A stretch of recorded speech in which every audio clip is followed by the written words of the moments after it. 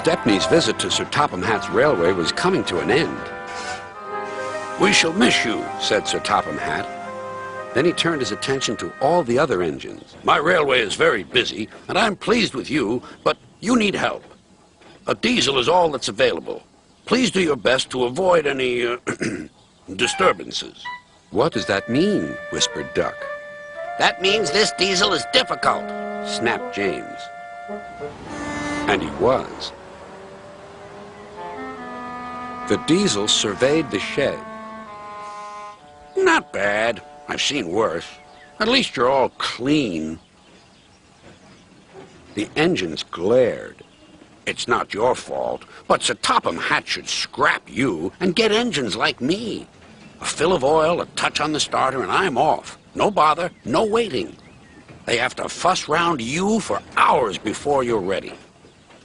The engines were furious. Next morning, they held an indignation meeting round the turntable. "Disgraceful. Disgusting. Despicable. To say such things to us," cried Donald and Douglas. "It's to teach 'em a lesson we'd be wanting. Now, how do we do it?" Their chance came sooner than expected. The diesel was purring comfortably. An inspector watched a fitter making final adjustments. The wind tugged at the inspector's hat. The diesel was ready. "Look at me, Duck and Stepney. Now I'll show you something." He rolled proudly toward his coaches. Then it happened.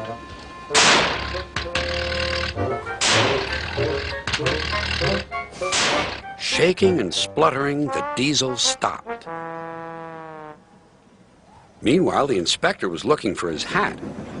The diesel seethed with fury as Duck and Stepney pushed him back to the shed. "My hat!" exclaimed the inspector. "You sucked it through your air intake." "Bother your hat. The heavy train's due out. You'll have to take it, Duck. Stepney, will you help, please?" "Thank you, sir," cried Stepney. "I'd like a good long run on my last day." The engines were soon ready. "Gordon will take over from halfway, so get the train to there. Good luck." "Don't worry," smiled Stepney. "We'll get there, and be early, too." The cavalcade moved carefully over the rails and out to the open line. "Now for a sprint," puffed Stepney. "I'm ready when you are," replied Duck. Soon they were whizzing through Edward Station. And next they charged at Gordon's Hill beyond.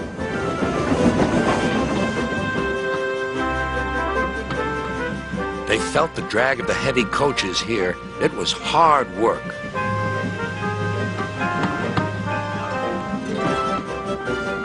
At last they were running smoothly along the line toward the big station.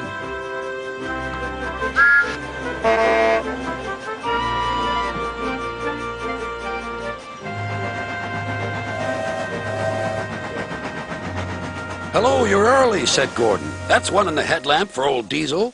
James says he's sick as boiler sludge and sulking in the shed. Serves him right for saying we're out of date." And Gordon chortled away. Next day, everyone came to say goodbye to Stepney.